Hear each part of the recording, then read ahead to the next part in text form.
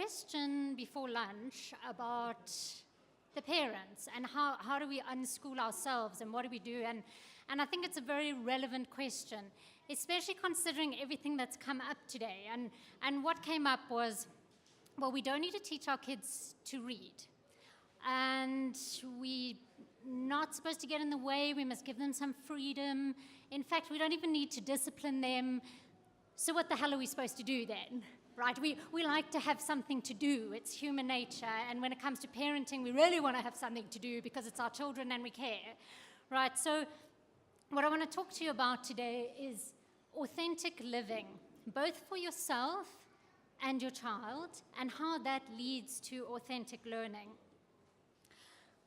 So the first thing we want to look at is, you know, if we are not living authentically as the parent, it's very easy, either consciously or subconsciously, to start pushing our values onto our kids, to try to get them to live out the life that we wish we had lived, or that interests us, instead of really focusing on them and what's important for them. So in order to do this, in order to live authentically, I mean, what does that even mean?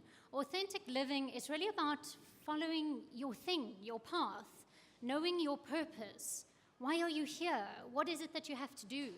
And I say that quite carefully because a lot of the time when we think about living our purpose, it's like this enormous thing.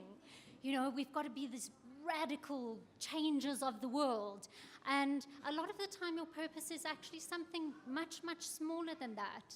It's raising a child, it's planting a garden, it's doing something that brings alive your creativity. And in doing what is authentic to you, you are changing the world and you are affecting the people around you. So how do we even know what our purpose is? Now, in order to know that, we have to look at what we value.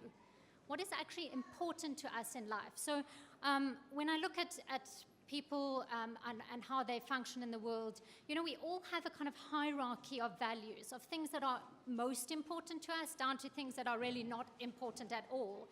And the thing that you value the most, that is your purpose. That is who you are. And it may change over your lifetime.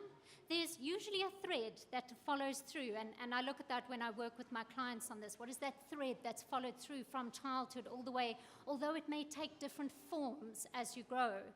So the things we value, what are those? Those are the things that we get up and do, that nobody has to remind us to do, that excite us, that make us come alive. And for every single person, that is different. It's actually fingerprint specific to you. It's about who you are at your core and what's important to you. Now, this becomes very important in terms of how we process information and how we process the world. And in order for you to understand how living authentically affects learning authentically, we need to understand how we process information. So we all like to believe that there's this objective world out there, and we all look at it in the same way, and we can all agree on how it works.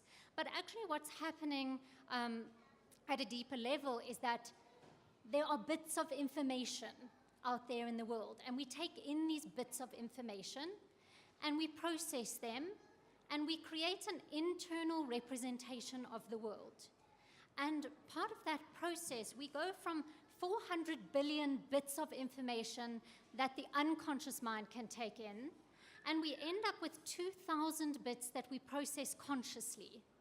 So it's a very big difference. 400 billion bits of information you take in unconsciously down to 2,000 bits that we call reality. We're like, that's reality. That's the way it is. And part of the information that we're taking in, we just delete. Part of it we distort or we generalize to fit with what we believe about ourselves, about the world, even about our children. And we end up with quite a unique perspective on the world. Now, if I can just give you an example of this, say, my husband and I are going through Klaaste Center, all right? It's just up the road from us, nice shopping center, lots of shops there. He'll say to me, my love, you know, won't you just pop into Klaaste? Like, while you're there, I needed to pick up a hard drive from one of my clients. He tells me the name, it's already gone. I'm like, okay, where is that? He says, well, you know where Incredible Connection is? I'm like, not really. It's like, okay, you know, if you go past the iStore, like, where's the iStore? Right? We're filtering information. We've both been through that center hundreds of times. And I say to him, so where is it compared to Nachi? And he's like, what's Nachi? Right? For those of you not from South Africa, that's a clothing store, children's clothing. Right, so I've gone through and I've filtered the world according to my values, which is children and education, learning, changing perspective. So I know where all the bookstores are and things like that. He's gone through with his values, which is like food and technology. And so we think that we're experiencing the same world in the same center, but we're not. And the same thing is happening when we start to learn things, because we're just going to, relevant to me, not relevant to me. Using our values, we're going to delete, distort, and generalize. So you can try to force somebody to learn something that's not high on their list of values, but I promise you at some point it's going to get deleted. And any of you who have been through the schooling system will know that, because if I ask you how much can you remember from your 12 years of schooling, it's probably like, personally, I can remember a few things from my English class, and I can remember fight or flight from biology, and that is it. 12 years of my life, okay? So when we look at values, and I'm going to go through a little bit of how you can figure out what your values are, but your children are going to end up with very different values to you. Okay, now when I speak about values, we're not talking about like social norms, things like honesty and integrity and things like that. I'm talking about the stuff that makes you come alive, all right? So if I divide the world roughly into, interests into 7 areas, okay? We've got spiritual, mental, career, financial, family, social, physical. I know it's an arbitrary way of figuring out what we like, but if we had to look at the parents, let's say mom likes, she's into her spiritual life, into mental, she loves studying, she's into family, raising a family, the kids' education, all of that. Dad, also into spiritual, that's how they hooked up in the first place. He's very focused on his career. He likes physical, loves to go to gym every day. What we find is in that family system, which works as a whole, we look at the family system as a whole, it's a full quantum, right? So everything will be represented within that whole. Then we find here that 2 things are missing, social and financial. All right, and what you'll find with the children is that they will fill those gaps. So you'll have one child who's just party on, right? And the other one becomes the investment banker. And the parents are like, where the hell did that come from, right? Because our values come from our voids. We look around and we see what is missing in my life. What do I perceive to be missing? Because actually nothing's missing. But what do I perceive to be missing? And in a child with this family setup, parents are not into social. It's nowhere on their list of values. It doesn't matter to them. So there's no braais, and there's no parties at their house, and they don't really encourage friendships and play dates and things like that. So it becomes something that in the child's life they perceive to be missing, and that becomes their focus. And what we're wanting to do is to fill the void. And that's why when we're following our purpose, we call it fulfillment, right? Filling that which we perceive to be missing. So just a story from my coaching practice on this.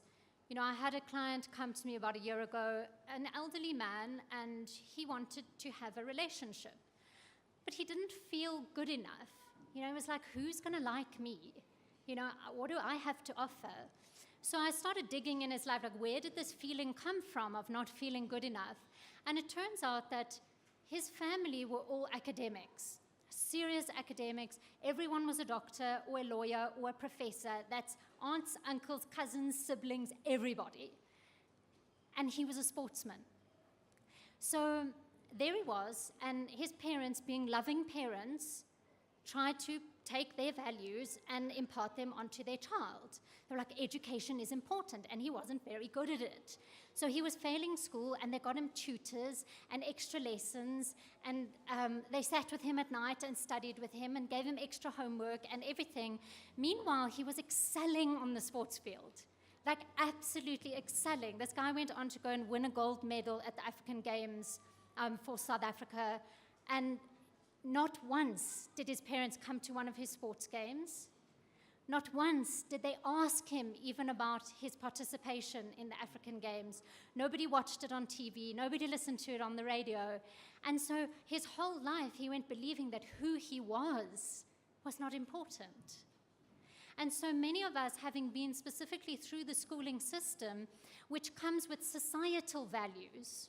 What are those societal values? Now we're going to impose those onto you and tell you these are the only things that are important. Maths, science, English, these are the things that are important. And if your values fall outside of that, sorry for you, you don't count. And that's a very hard place to be. So what I really want to look at today is you respecting your own values, because if we want our children to learn anything from us, we have to live it. We can't teach this stuff. We have to live it. We have to actually embody it. And if you know what your values are and you respect that, then you do what you really want to do. And you don't feel guilty because you're not going, but this isn't what my mom wanted me to do, or it isn't what society told me was important. It's what you feel from within. You start to respect yourself. And once you respect yourself, and you'll see this with people who truly live their purpose, they don't impose that on anybody else because they understand what it feels like to be authentic, and they start recognizing it in other people. So you live your purpose. Once you're living your purpose, you're not going to push it on your kids because that is your unfulfillment that you're trying to push onto them, right? If you are fulfilled, you don't need to do that. You don't need them to do anything or be anything for you to be happy or for you to be okay. And then you will inspire them to do that as well. So when they look to you as, how do we live this life? What do we do? And you're doing something outside of the norm, or you're doing something and you wake up inspired and excited every day, they will see that and they will want to live that way. So then, of course, we need to know and respect our children's values as well. Now, a lot of this really is just observation. You know, you're going to watch your kids and you'll see this one loves to dance all the time, and that one's into their art, and this one, all he wants to do all day long is kick a ball or play computer. And if we're just observant without judgment, we'll know what our kids' values are. And once we know that, the child feels respected. When you're not trying to force your thing on them, they feel respected. And if you want children to be respectful adults, they have to know what that feels like to be respected. They also feel heard and understood. You know, think about that guy with his sporting. You know, it was like nobody understood him. So he was this weird anomaly in the family and just no one got him. When you feel understood, you also feel loved. You feel appreciated for who you are.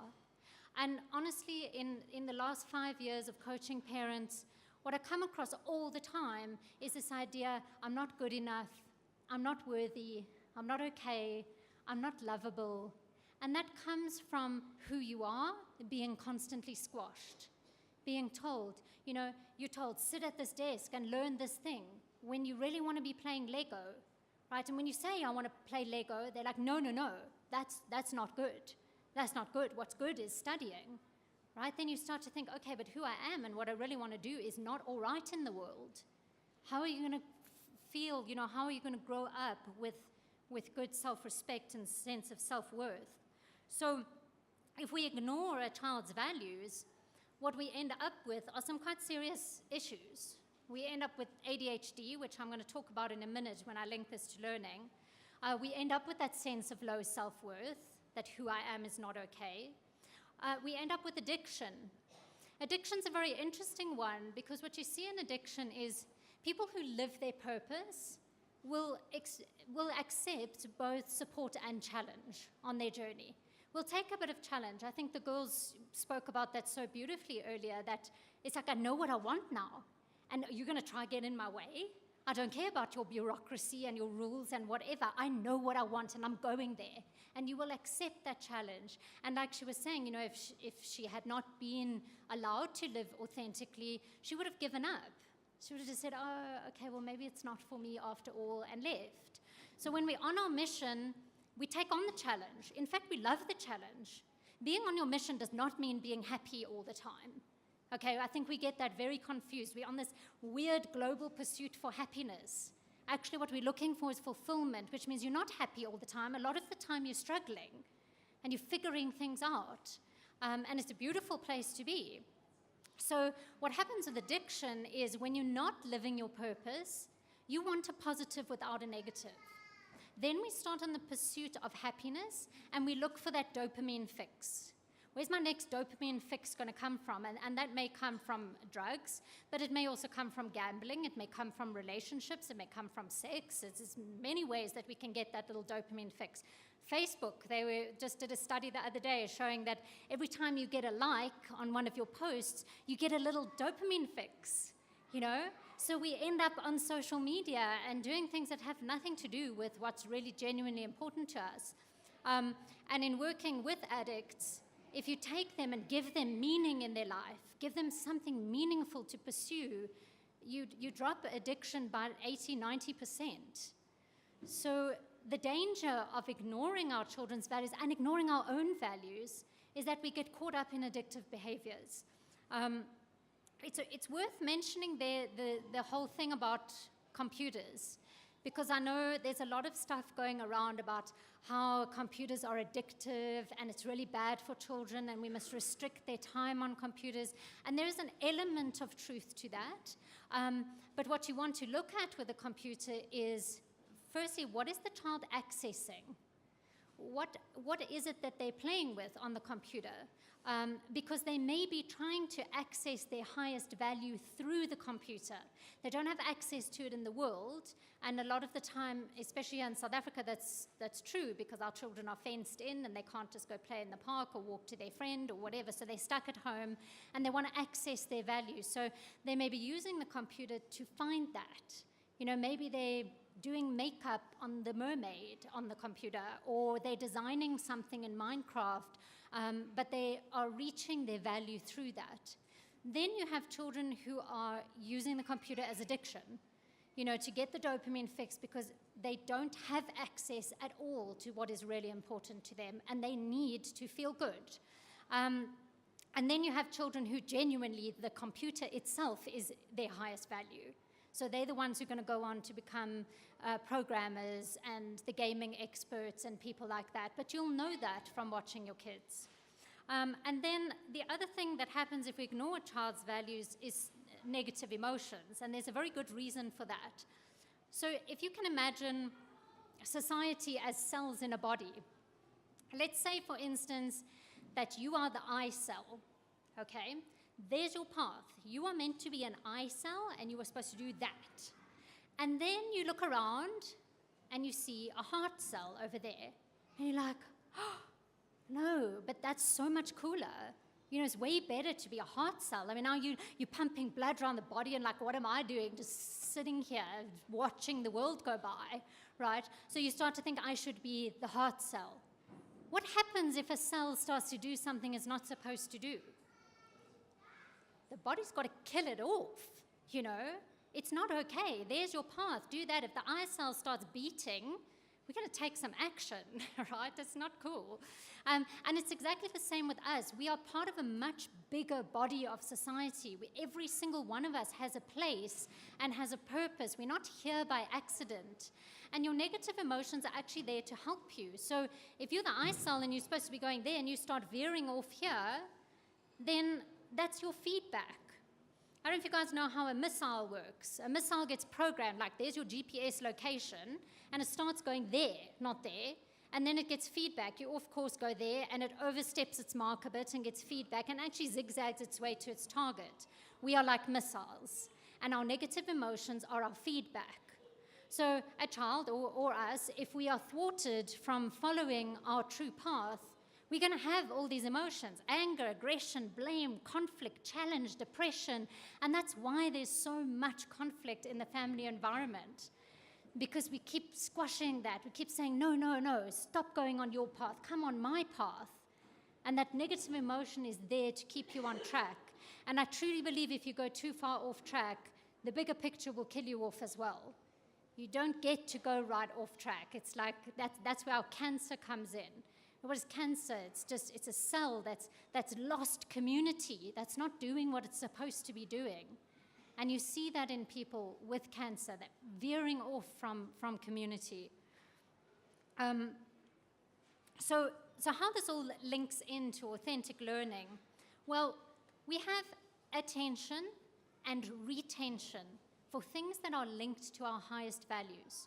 Now, even in our brains, we have these neurons. I'm sure you're all aware of neurons, and they all are linked together, and they get myelinated and make these pathways in our brains. And around our neurons, we have something called glial cells. And these glial cells are actually value specific. They're telling the brain, okay, should we reinforce this connection, or should we break it? Because you're making millions of connections. All the time you're making connections, but we can't keep all of them, because then it's overload, and we don't want to be overloaded. You see autistic kids, they're overloaded. It's not fun. So we got to trim connections every day. So you may learn things and trim it, and that's part of that: delete, distort, generalize, get rid of it. We don't need it. And that's very value specific. So if you are trying to teach a child something, or yourself something, that's not linked to your highest values, guess what? You're going to have attention deficit, right? And that is for every single one of us.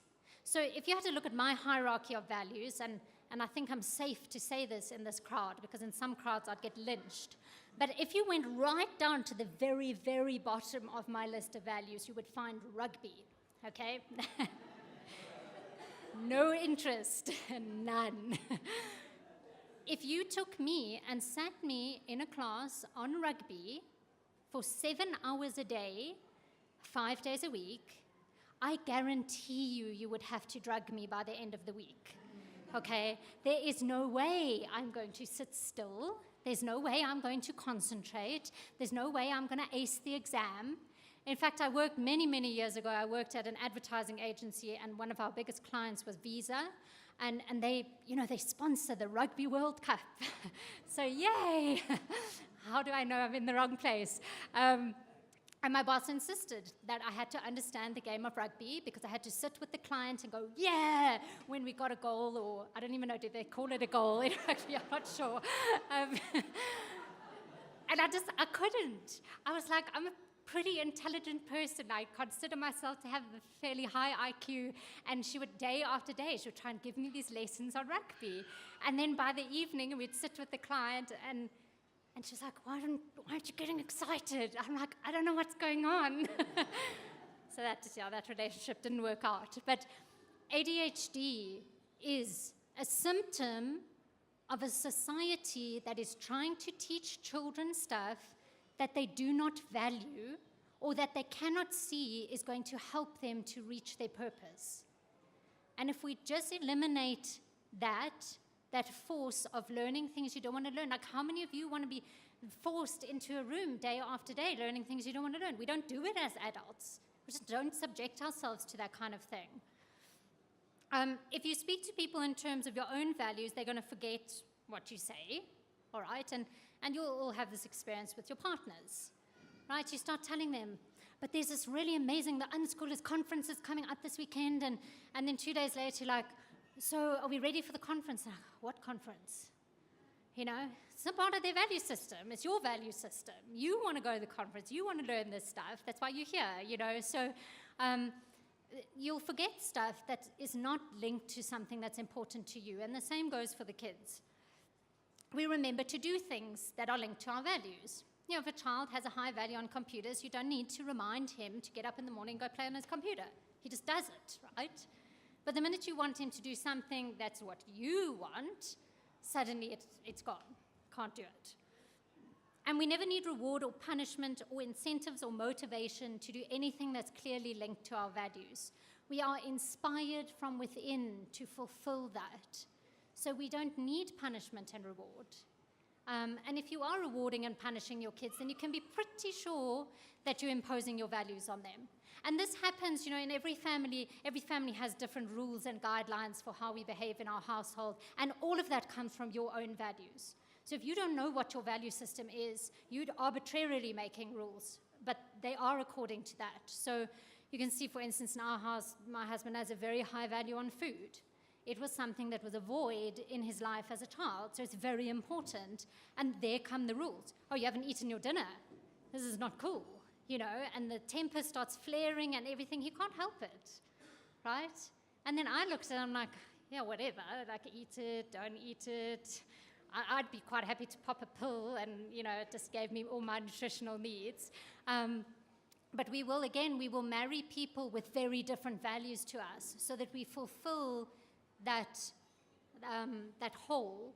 And then we don't like the other person, and we get divorced and we fight because we don't respect each other's values and we don't understand how that's contributing to us living ours. But if you really think about it, you want to marry someone with opposite values because you want to delegate the shit to them that you don't want to do, right? Otherwise, you got to do that stuff. So I don't like food. He can make the food. So really, when we live according to our highest values, then we fulfill our purpose. When we're doing that, we're alive. We learn in the way that nature intended us to learn. Our physiology is designed for us to follow our interests. And when you do that, you learn beautifully. There's no problem. No child has a learning issue. They don't have learning disabilities that they have to get fixed. And I've said to her, you know, anything else is coercion. And I thought a long time about, should I use that word? Because it's quite harsh. And I'm actually a middle ground kind of person. I'm like, some kids actually go in the schooling system and love it and thrive in it. You know, they go to university, they enjoy that, and who am I to take that away from them? But we coerce ourselves all the time, trying to force ourselves to do things that are not what we're inspired to do.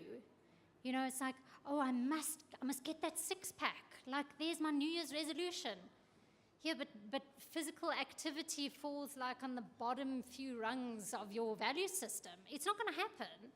And then you feel bad, and all this guilt comes, and we do it to ourselves, and then we do it to our children as well. Come on, you must do this. It's important in life. You know, and then when they don't do it, we make them feel bad for just being who they are.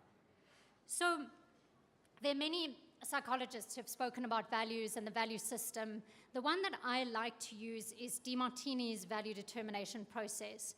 Dr. DeMartini is a behavioral specialist, and you know, what I like about his system is you can't bullshit, okay? It's like you get asked these questions, you answer the questions simply, and, you know, we'll lie. And I see this with myself, and I see it with my clients. If you ask us, what do you value? What's most important in your life? We lie. We're lying to ourselves all the time.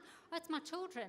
No, they're right up there, the top of the thing. And then you start going through the questions. Okay, so how much time do you spend with your children? How much money do you spend on your children? What do you think about all day? Are you thinking about your children? And the children come up like once or twice, and it's like, ooh, actually, no, they're not my highest value.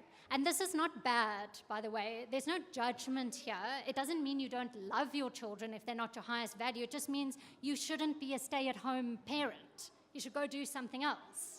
Right? And it's helpful to have a process to go through, especially as us parents who have been schooled. And we've been told for 30, 40, 50 years of our life that who we are is not okay. And this is what's important in society. And we've squashed and squashed and squashed our authentic self to the point that we don't even know what it is anymore. So I'm going to run you like really briefly through these questions. But if anyone wants them, just pop me an email and I'll send you the questionnaire and you can run through it in your own time. So basic questions. The first question is, how do you fill your space? What is in your space? Because you'll see that if you like something, you keep it close to you. If it's like the vase that Auntie Jane gave you for Christmas and it's hideous, it goes in the garage.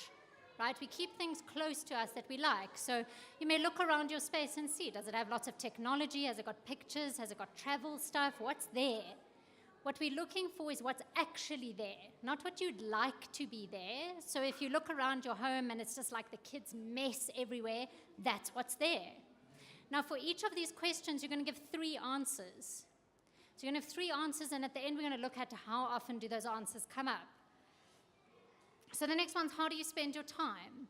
How do you actually spend your time? Because we all have those things that we're like, oh, yeah, but if I had more time, I'd do this. No, you wouldn't, because you're spending your time actually on what's really important to you.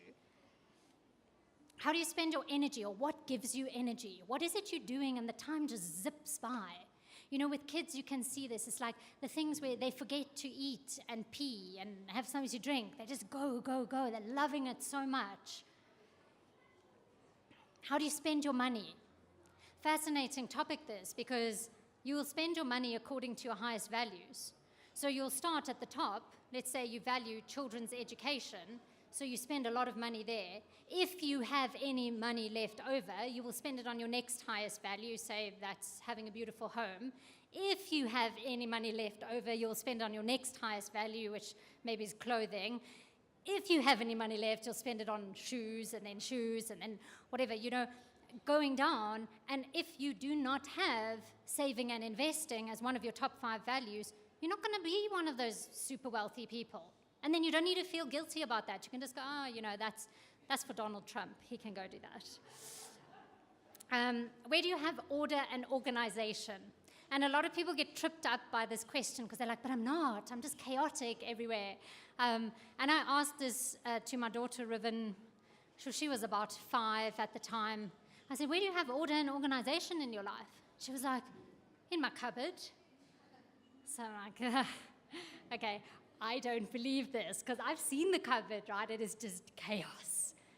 So I'm like, are you sure about that? She's like, oh, Mom, you know, you might not think it's organized, but like my pajamas, the scratchy ones are on that side. Then the ones that are sort of okay are here. And then the ones that I really like are on this side. So they might be in a scrumpled heap shoved in the cupboard, but they are in an order. And we all have order somewhere. Maybe, you know, your TV programs are lined up beautifully for you to watch for the next week. Where are you reliable, disciplined, and focused? What is it that you do that nobody has to tell you to do? That you just wake up and you just do those things? What do you think about most? What are you thinking about throughout the day? What's popping up in your mind? What do you visualize? What is that picture that you have of your future? And this will be stuff you're actually working towards. And by the way, with what you think about is not, we're not looking at your self-limiting beliefs. Oh, I'm not good enough, I'm too fat, and all of that stuff. It's not that. It's what are you thinking about in terms of your life? What is your internal dialogue? Again, what are you talking to yourself about yourself in your head? What are you saying? What are those? You know, sometimes we've got like 5 different voices in our head and they're all talking to each other. What are they talking about? What's the conversation? And then what are the conversations you're actually having out loud? And the ones that you love. Because we like to think they're introverts and extroverts in the world, but actually we're all introverted and extroverted. If you put me in a room of rugby players and they're talking about rugby, I'm going to be the most introverted person in the room. Okay, but you get me talking about parenting and education and stuff, and you'll see, like, they're going to have to throw me off stage at some point because I can keep going. Suddenly I'm an extrovert, right? What are the things you love to talk about? What are those social situations you get into and you're like, oh, I could just stay here all night? And then what or who inspires you? And or when do you inspire yourself? Like, what are you busy doing? And then you can take those, perhaps it's people you're inspired by Mandela and you're inspired by whoever. What is it about that person? What is it that inspires you? And then what are your long-term goals? With children, we usually ask this as like, what do you want to be when you grow up? As if they're not someone already. But what are your long-term goals? What are you planning in the next year, 5 years, 10 years? Where do you want to be? And what do you love to learn or read about? So what's your favorite section of the bookstore? What are those documentaries that you enjoy? Again, you'll find you'll talk about these things in social situations as well. And then what we do is we find out the answers that come up the most often.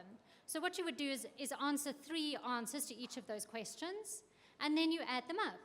And what comes up most often? Highest value. Then the next, and then the next. Now this first run through this is on quite a superficial level. Okay, you're talking like you got pictures of your kids, and then you spend time with your kids and whatever, so kids comes up on top. But what is it about the kids? Is it their education? Is it having fun with them? What is it? We want to dig a little bit deeper. So when I do this with my clients, we actually spend 2 to 4 hours just looking at values and digging into that and seeing what are those things that come up. Because if you had to go through my values, a lot of it is it's children and it's education and it's research and stuff. But when I really dig into it, what I like to do is shift people's perspectives. That's actually my highest value. And so that's changed form multiple times over my life. But if I go right back to the beginning, that's what I was doing. So it has taken multiple forms, different careers, I've changed career like every 2 or 3 years, but it's always had that thread running through it. And it's that thread that we're looking for, in ourselves first and foremost, because our kids will find their thread if we just leave them alone. But we've got to find ours so we don't interfere with theirs. And then what do we do with these? So we got, yay, there's my highest values, okay? What's the point, right? There's a beautiful thing you can do is taking your highest values and looking at what are the highest values of your children and linking them. And when I say linking them, we're going to do something like, okay, so how is my child being into their highest value helping me to fulfill mine? And how is me fulfilling mine helping them to fulfill theirs? And I would look at possibly 30 to 50 answers to that question, in each direction. It is one of the most profound exercises I've ever done. And the first time I did it, I was like, okay, so I've got one child who's into teddy bears and another one who's into Minecraft. How is that helping me? and I promise you, by the time I got to like 30 questions, I was in tears of gratitude for the gifts that my children are bringing in my own growth and my own journey. It's a really beautiful, profound exercise to do. You can link the siblings' values to each other, because sometimes you have siblings, maybe you have 3 or 4 kids and all the others have got to be dragged along to this one's horse riding lesson or that one's rugby match or whatever it is. So how is that actually helping them to fulfill their values? And you can eliminate a lot of sibling rivalry and a lot of stress in the family by doing that. And then you want to set your goals according to your highest values, and that's for you and your children. There's no point setting a goal that is way outside of your values. You are not going to do it. And then when you don't do it, you feel guilt and shame, and you're like, I'm lesser than, and other people can do this, why can't I? Well, other people can do it because it's their highest value and it's not yours. So think about who you are and what's important to you, and you set the highest possible goal that you can in alignment with that. And then you're really cooking. I mean, I was talking about, we have support and challenge, and you're going to have support and challenge all the way through your life, as are your children. There's no happy medium where it's all like, yay, and everything's happy. There will always be support and challenge, because that's how we grow. We need challenge to grow. But when we choose our challenge, when we go after the biggest, most inspiring challenge that we can, guess what? We attract support. If we go after the easy life, I just want to chill on the couch by the beach, something, we attract challenge. But then it's not the challenges we want. It's not the challenges that are going to make us come alive. Some other applications for this, you can improve your relationships. Absolutely amazing what happens when you link yours and your partner's values. And you can see that who they are and what interests them and what they love doing is actually supporting you in living your highest value. You have true appreciation for another human being. And that can be, it can be your romantic partner, it could be your boss, it could be your kids, it could be anyone. But authentic relationships come from loving people for who they are, not for who we want them to be. You can stop sabotaging yourself in terms of exercise and other goals. We've already talked about that. Improve your wealth. If that's something that you really want to work on, then, often when I look at wealth with my clients is, we all have wealth. I said in the beginning, nothing's missing. There's nothing missing in your life. It's just in a form that's different to how you're looking for it. So you may not have financial wealth, but you may have a wealth of time with your children, or you have a wealth of books, or you have a wealth of knowledge. And it's like, well, would I be prepared to exchange that for financial wealth? Would I be prepared to exchange the time I have with my children for financial wealth. Well, like I wouldn't, but that's my value system. But you can link things to your value system. So you can ask questions such as, how is saving and investing going to help me to fulfill my highest value? And you answer that 100 times, and then saving and investing becomes part of your highest value. It's not a separate thing. You can love your job. That's another thing. People think, oh, I'm stuck in the wrong place, and I really don't believe anyone is in the wrong place. If I look at, just think about it, you did an exercise earlier where you had to talk to other people and like, how did you come to be in this room today? How did you come to be here? Now, if we really keep tracing that back and back and back, the entire history of the universe had to happen for you to be sitting in this room today. Like my parents had to have met and got married and had kids, and their parents and theirs, which means the Russian Revolution had to happen, because otherwise half of my family wouldn't even be on this side of the world. Okay, so cool for the Russian Revolution, otherwise you guys couldn't hear this today. But every one of you has a story and a backstory, and all of those things had to happen to be here. So you cannot be in the wrong place at the wrong time. So if you're in a job, you want to ask yourself, if you're not loving it, why don't you have gratitude for it? You don't have gratitude because you think it's conflicting with your values. So when you ask yourself that question, how is doing my job helping me to fulfill my values? And you answer that question 100 times, you'll have gratitude for wherever you are.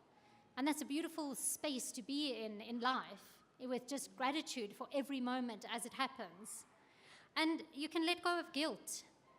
So much guilt that we have from these societal values that we should be doing something else, that we should be behaving in a way other than what we are, instead of just loving ourselves for who we are and our unique little place in the world, whatever that means. So just before I end, I want to address the question that comes up every time I speak to one of my clients about unschooling. Then they say, yeah, but how are they going to get into university? All right, and I know we've covered that a bit today, but it's such an essential thing that comes up. And this whole focus on we go to school, then we go to university, then we get a job, that little path, it's meaningless to a lot of people because it doesn't match with their values. And what we're trying to do there is say, well, everyone in society must be a brain cell.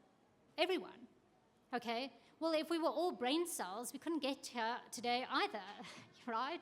If we look at society as a body, we need all parts. And I often joke with my clients, I'm like, yes, if you're the bumhole cell, that's also cool.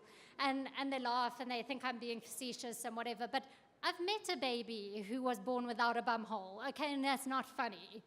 There's nothing funny about that. Every single cell is necessary in the body, just as every single individual is necessary in the greater society and in the greater world. And when we can start to appreciate that, then we can allow ourselves to be who we are. We can allow our children to be who they are, right? And then we have a body that functions beautifully, because each of us brings this unique, authentic spark to this bigger picture, and every single one of those is needed. Thank you very much. Mia, it's just one of those, well, first of all, thank you for a very beautiful talk. Really enjoyed it. I just wanted to clarify, did you go with your children through those questions? Yes. So okay. I've done it with them at various times, and when they were younger, you adapted a bit. I have actually just been working on an adaptation for kids. So if you want that, just email me and I'll send it to you. Just slightly changing how you ask the question, how you interpret it. But yeah, from probably 6 or 7, they can answer the questions as they are. But you don't need to do it, because if you just observe them, you'll see it. Even with little babies, you watch a little baby, and where do their eyes go? They've got values right from the popping out the womb. Who do they look at longer? They look at their mother's face longer than any other face. That's telling you about their values, right? What's important to them at that particular time. So you have food and mom, usually, in those early days. But even by 6 months old, they're looking more or longer at certain colors. and certain objects and things, and that's already forming. Hi, it's Elash here from Cape Town. I just wanted to know, often one gets caught up in the rut of life, and how does one know what your values are, and you know that what you're doing is not aligned with your value system, but how does one make the transition? What I would always start with is the gratitude for where you are, right? Once you have gratitude for that, you will see how what you're doing is actually leading you on a path towards your true values. There's something there, like I can look back on my life and I've done some pretty weird stuff. You know, I've worked multiple different jobs, from painting houses to running a shiatsu school I went to film school, I studied that, I studied criminology. If you look at my CV, I mean, I would never send it out. People would just be horrified. They're like, oh, you clearly don't know what you like in life. I'm like dotted all over the place. But every single one of those things has been a point that's brought me to a certain place. Now I can say truly I'm living what I love. But every one of those things was necessary. And looking backwards, we can connect the dots. I think it was Steve Jobs said that beautifully. It was like, you can't connect the dots looking forward. But once you look backwards, you see that you're not in the wrong place. It might not make complete sense according to your values right now, but it's just because you haven't really looked. And once you have gratitude, you'll be amazing when you truly appreciate what is changes. And then you start shifting into something else. So knowing your values is a good place to start. And transition takes time. You know, I'm actually not an advocate of people just like, okay, well, let me just quit my job and just go do this thing. It works for some people, but for the majority of people, it doesn't. It's a slow transition so that you can learn what you need to learn to function properly in that authentic career, if that's what you're talking about. So now how do you make how do you really align when true alignment would mean that the entire system would have to change in order for us all to be living in a more aligned place? You know, as we move towards that authenticity, and it's a journey, but the more we move towards it, the more we are shifting things around us. So this is what we were talking about. You know, it doesn't have to be a major life purpose. You know, we're not all Manish who can, you know, who's done millions of things, starts whole universities and stuff. We're not that. But as you make those small shifts in the way that you function in your daily life, the small things, and then your children see that and they live authentically. As we're doing that, it ripples out. And I'll give you a really good example. There was a fantastic study that was done where they mapped the relationships in an entire town. Okay, so who knows who, and then who do they know, and who do they know? So there were first order connections, second order connections, and what they were looking at specifically was obesity. But they found that if person A is obese, the people that he knows are 50% more likely to be obese. But then people they know that he's never even met, okay, are 25% more likely to be obese because he is, okay? And there's you know, it goes down as you go out. But it just shows you the ripple effect that you have. You're not just affecting your family, you are affecting your family and all the people you know, and then all the people they know, and then all the people they know. Where does it end? It doesn't. So, you know, start at home.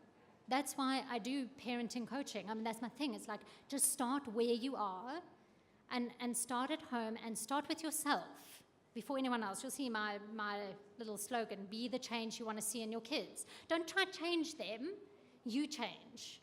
And as you do that, everyone around you shifts.